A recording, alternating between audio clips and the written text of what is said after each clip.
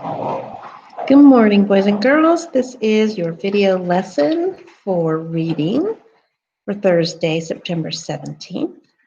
So let's take a look at our Wonders presentation together.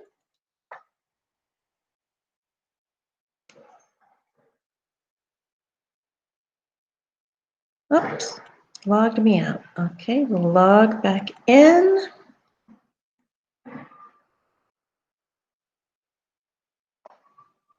Maybe.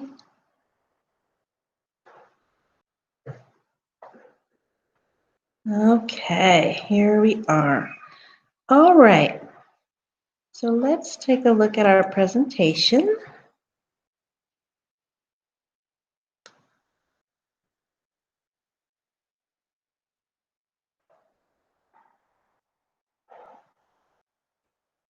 All right, we're going to read a short story today called A Landmark Street. So follow along with me, please, either on the screen or in your book. Genre: expository text. Time for kids. Compare texts. Read about a landmark street in Los Angeles, California that celebrates Mexican-American culture. Okay, so expository text, do you remember what that is? Right, it is nonfiction, and it's going to teach us about something. So it's going to give us facts. It's probably going to have things like pictures and diagrams, maybe sidebars. So let's take a look and see what this one has. A landmark street. Olvera Street is the birthplace of Los Angeles. It started with a small group of settlers from Mexico. That was over 200 years ago. Since then, Los Angeles has grown into a great city, and this city remembers its past. Olvera Street is part of the El Pueblo de Los Angeles Monument. This place keeps history alive. Old buildings and museums on Olvera Street show visitors about its Mexican past. One of these is the Avila Adobe. It was built in 1818. It is the city's oldest building. It shows how people in California lived back then. Families visit Olvera Street to learn about California history. They also enjoy the famous outdoor market. Musicians play cheerful Mexican and Spanish music. Folk dancers whirl in colorful costumes. Everybody has a good time on Olvera Street, and they learn about the past, too. All right, so we have one vocabulary word on this page, and it is monument. So a monument is something that is built or preserved to honor someone or something. So what does the El Pueblo de Los Angeles Monument honor? That's right, it honors the Mexican history of the city of Los Angeles in California. Places to visit.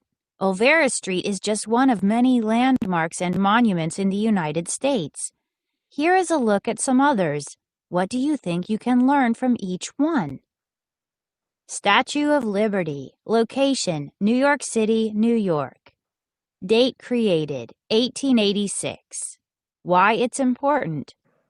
The statue is a symbol of freedom and liberty. France gave it to the United States as a gift of friendship. It stands in New York City Harbor. Great Smoky Mountains National Park. Location: Tennessee and North Carolina. Date: created 1934. Why it's important. The park is one of the last large hardwood forests in the country. It's a safe place for many animals. There are about 1,500 black bears in the park today. John F. Kennedy Space Center. Location: Cape Canaveral, Florida. Date: created 1965. Why it's important. The first men to walk on the moon blasted off from the Kennedy Space Center in 1969. Since then, NASA has launched 135 missions from here. Martin Luther King Jr. National Memorial. Location: Washington, D.C. Date: created 2011. Why it's important. Martin Luther King Jr. wanted all people to have the same rights. He inspired people to fight for the rights of African Americans. Okay, make connections. Make connections. What can you learn from visiting landmarks? How are these landmarks and monuments like others you have read about? Okay, so we can learn lots of things from visiting landmarks, often things about history, things that happened in the past. And how are these landmarks and monuments like others you've read about? So are these similar to Mount Rushmore that we read about?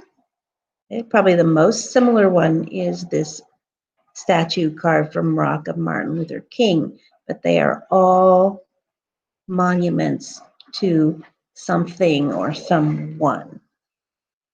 All right. Okay, that is for next week. Let's move on and we will look at A Mountain of History. So this is the story that we read yesterday, and we're going to talk about the main idea. Okay, so you may need to go back to yesterday's video or to your textbook to reread parts of A Mountain of History in order to complete this assignment. So I don't suggest that you try to do it from memory. All right, let's read our instructions. To find the main idea, review the information the author presents and decide what details are important. Look at what those details have in common and use this to determine the main idea. Answer the following questions about the expository text, A Mountain of History. So this was another expository text, a nonfiction that taught us about something, taught us about Mount Rushmore. Why are the 4 presidents on Mount Rushmore symbols of our country's history? Abraham Lincoln. All right, let's go back to our story. I'm going to look in my book. You can look in your book or go back to the video so that you can see it on screen. And I am going to look, and it says in here that the artist chose the 4 presidents. They were symbols of our country's best qualities. Abraham Lincoln ended slavery. He kept the nation together during the Civil War. So here I'm going to write Lincoln ended slavery and kept the country together during the Civil War. And then I'm going to fix my typos.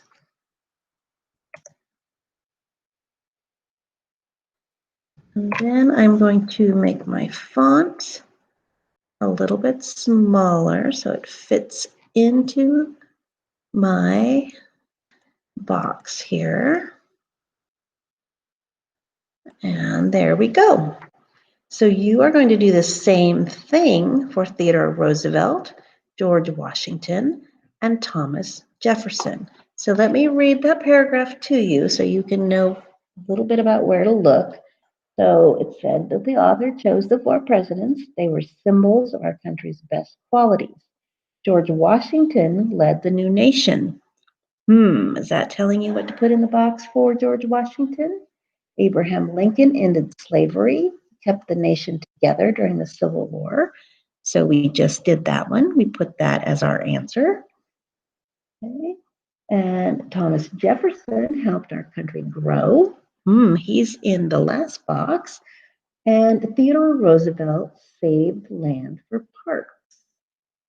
So I think that paragraph is where you're going to find all of your answers. Okay, our main idea is that the faces on Mount Rushmore are really big. So now we are looking at the section of our story called Think Big. Okay, and yesterday we filled out a graphic organizer that should help you with this. So you are going to choose 2 of those supporting details that we used in our graphic organizer and put them here. So that should be pretty simple if you did yesterday's assignment. What meaning of the word traces is used on page 97? Visitors can see teepees. They can find traces of Native American life long ago. So to traces, does that mean small signs or clues that something happened, or to copy something? So you're going to choose that. You're going to drag this over and circle the letter of whichever one you choose. In our next section, Mount Rushmore teaches us about our presidents and our country's past. What else does it teach us? So let's think of something else it teaches us besides about our presidents and our country's past. Then one more question, which of the following is the main idea of the passage? Okay, the faces on Mount Rushmore are very large. Carving Mount Rushmore was a big job. Mount Rushmore is an important landmark and symbol of our country's history. Utzon Borglum designed Mount Rushmore about 80 years ago. So we're talking about the entire story here. What is the main idea of the entire story, not just our think big section that we were talking about here, but the entire story. All right, so you can finish that one on your own. Let's take a look at our next assignment for reading for today. And that is, let's make sure I do the correct one. That is spelling long O. So here we are. Spelling long O is our worksheet. Here are our spelling words at the top. All of our words have long O with different spellings. So we're going to write the spelling word that belongs with the other words in the group. So shore, beach. So we're looking for a word that goes with shore and beach. Coast, float. Oh, coast. The coast is another word for the shore or the edge where the land meets the ocean. So I think we're going to put coast here. Look at the next one. Frog, lizard. So I'm looking for some kind of a creature. Coast, float, toad. Ah, toads are similar to frogs and lizards. So I'm going to put toad right here. And you can finish part A on your own. Part B, write the spelling word that best completes each sentence. I learned how to blank during swim class. I learned how to blank. Coast, float. Oh, float is something I can do in water. That seems like something I might learn in swim class. So I'm going to type float in this text box. And you can finish part B on your own. Okay, and that is all you have today for your reading lesson. So finish those up on your own. If you have any questions or need a little bit of help, come see me during my office hours and we can work on it together. All right, have an amazing day and I will see you next time. Bye-bye.